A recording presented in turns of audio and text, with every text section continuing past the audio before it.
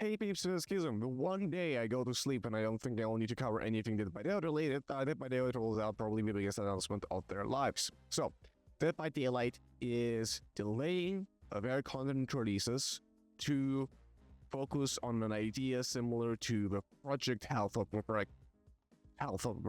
for Rainbow Six Siege, Operation Medic Bag for Payday 3, and etc. etc. So, as we see here, Dead by Daylight team announces several updates and previews a lineup of gameplay changes, quality of life updates, and general game health improvements to come. Dead by Daylight will be undergoing a substantial quality of life initiative, which should address many long-standing concerns and frustrations our players have been experiencing. They've made an announcement video a little earlier here with the VP of design and general stuff at Dead by Daylight. And they say, we believe and we agree now that this is the time to tackle all the long-standing issues head on. Anyway, I really believe that this is probably a recognition of the fact that Dead by Daylight is not in a state where it can understandably probably accept the player base that would be Springtrap, Finance Apprentice, and all that jazz. So what we're doing is that, hey, we should probably finally do something about long-standing issues in the game. So there's the roadmap right here. You can pause and look at it if you're curious, but we're going to be going over all of these preview changes in our own. So, to accommodate for the scope of this initiative, we have decided to leak several of our releases, including chapters, rifts, event modifiers, and collections. That means there will not be PDB tomorrow, but rest assured, we do not make this decision lightly. We know you don't. You like money really much. You really like money. We feel confident delaying our upcoming releases to protect the quality of life initiative will ultimately make Dead by Daylight stronger than ever. We're listening to our players, and this has been a long time coming. So, this is going to be a comprehensive breakdown of the lineup for Phase 1, and they'll be sharing more about Phase 2 and Phase 1 on their anniversary podcast, which should be coming relatively soon-ish, It's not too far. So, first up, the surrenders.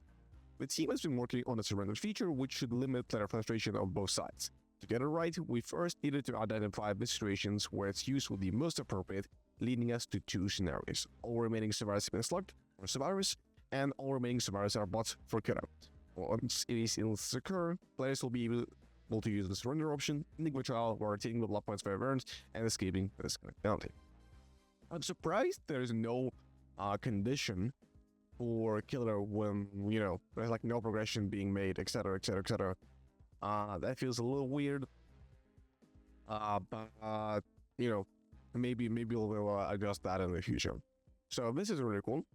Gamma adjustments, this is basically just a brightness slider that they are outing on all platforms, which is really good. I'm glad that consoles finally we will be able to play and see things in the game. So next up is the Go Next Prevention. The Go Next expression refers to instances where somebody deliberately does everything in their power to quickly go to the next game. You walk out to the cannot stand still, running to open repeat the point again, or most commonly, potentially fails coach explore hook. To disincentivize, probably Peanut and Saber, we'll be implementing measures which will help us identify when a player is attempting to go next. It's identified while receiving this disconnection penalty point and losing an entire grade. We'll be keeping a close eye on the system to ensure its accuracy, but we're confident that this will help alleviate this issue. On the other hand, we'd like to reward players who stick it out through these challenging matches even when things take a dark turn. Moving forward with the new emblem-based multiplier, and grant additional blood points during your following match, with the bonus stacking over consecutive trials. So, this second part. Epic. Good job. This part. Yeah, guys, hold on, guys. Hold on. I know, no, this is going to go wrong. You all are too confident in your ability to judge what is go next. How are you going to track this across skill levels? You're never going to be able to do that.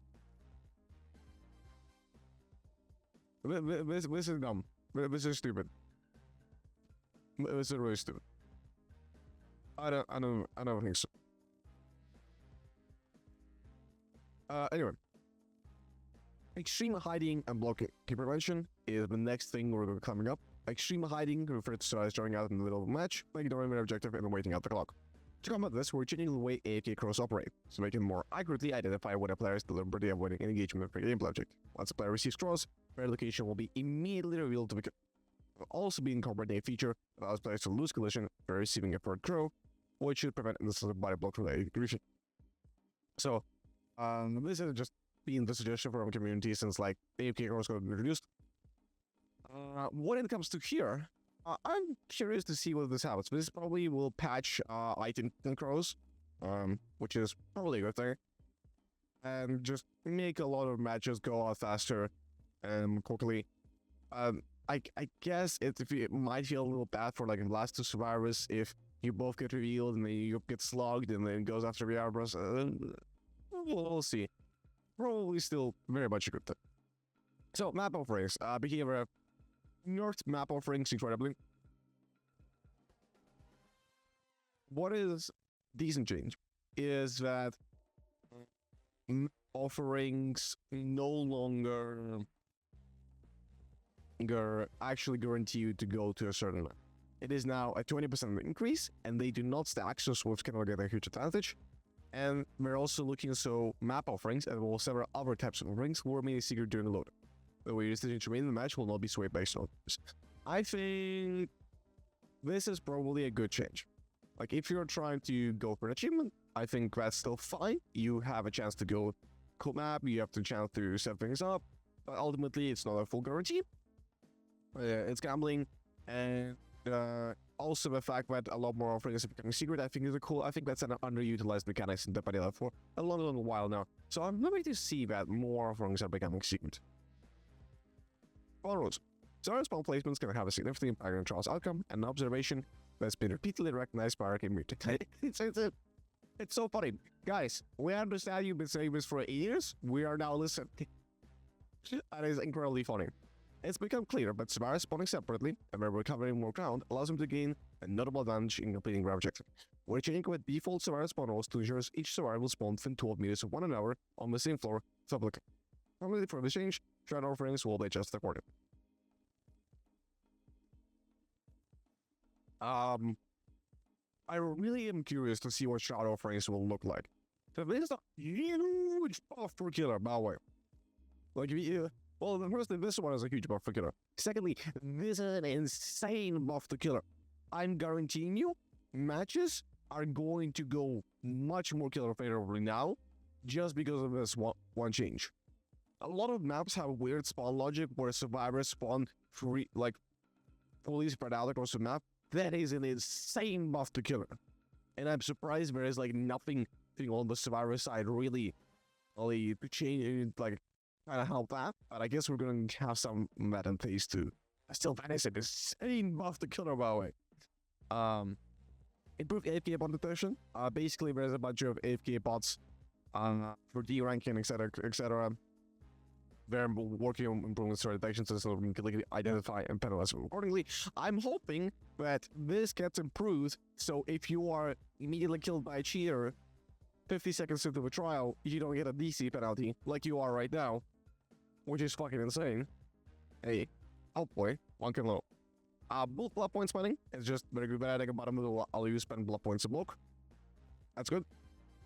Quest system. Previously announced last year, our quest system is part of a larger update to our Arcana servers, so expect more information in our article specifically dedicated to that.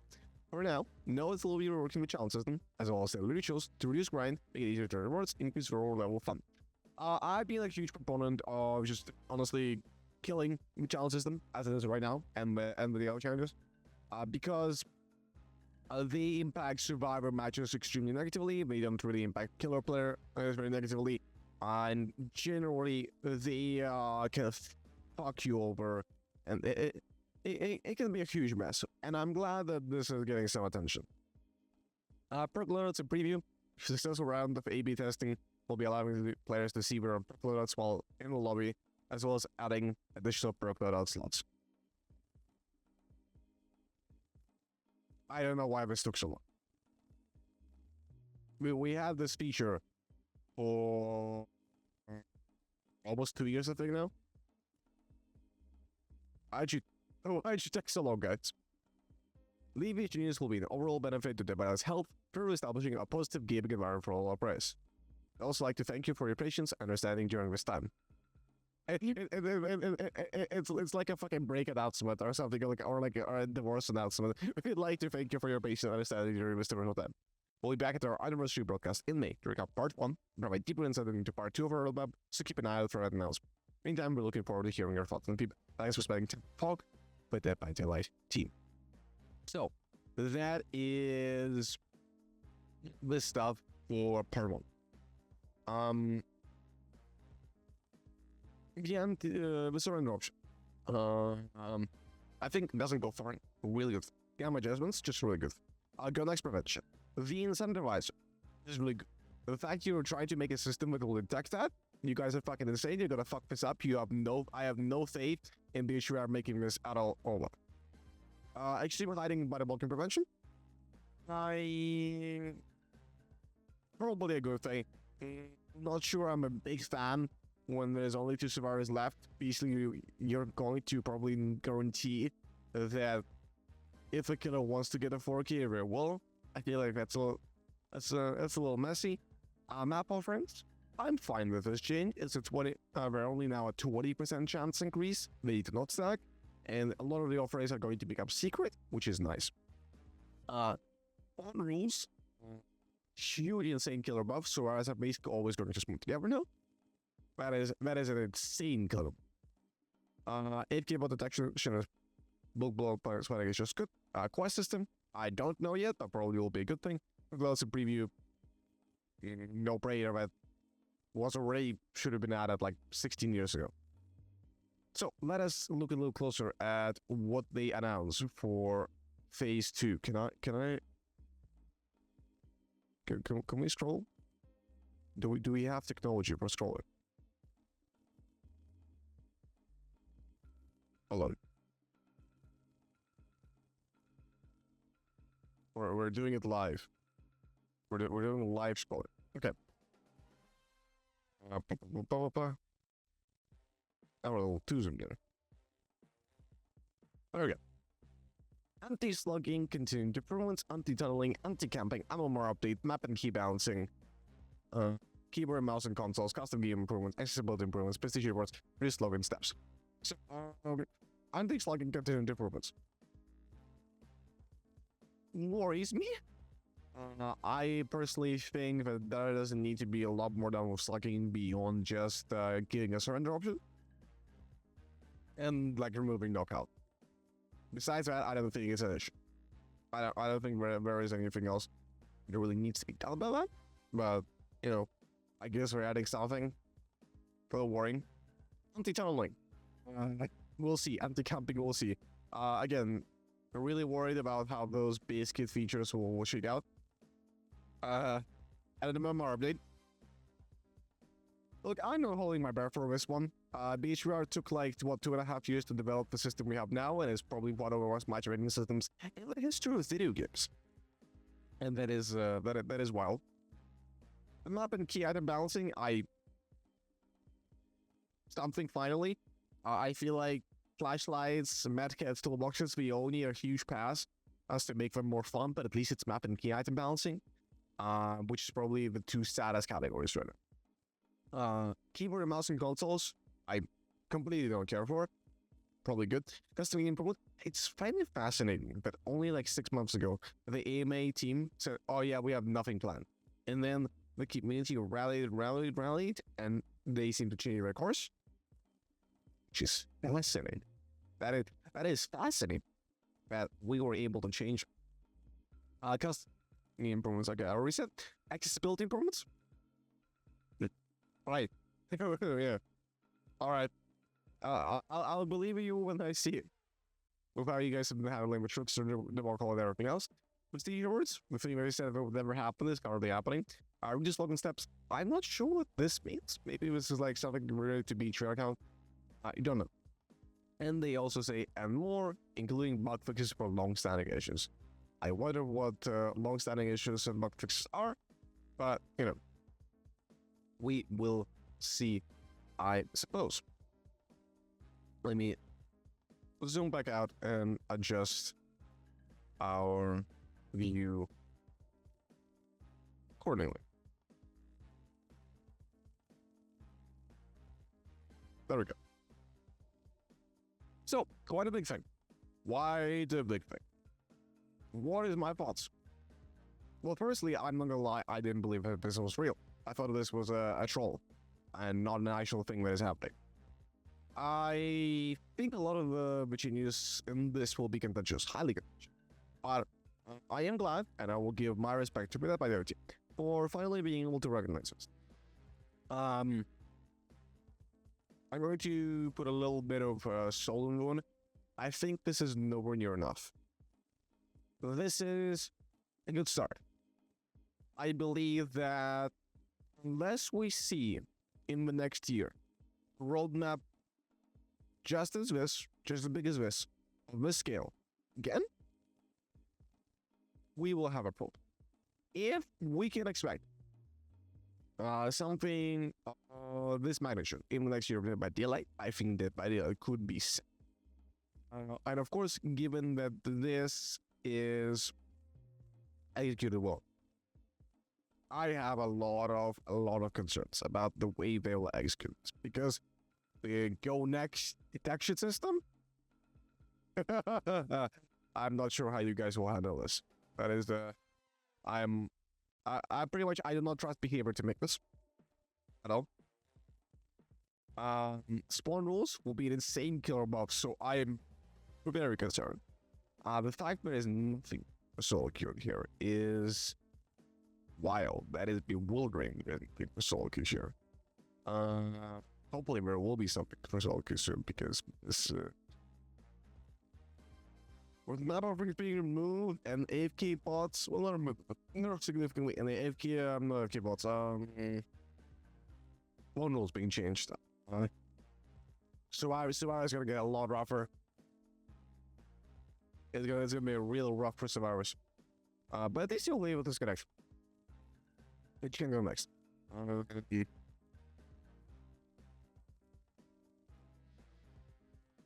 I'm excited.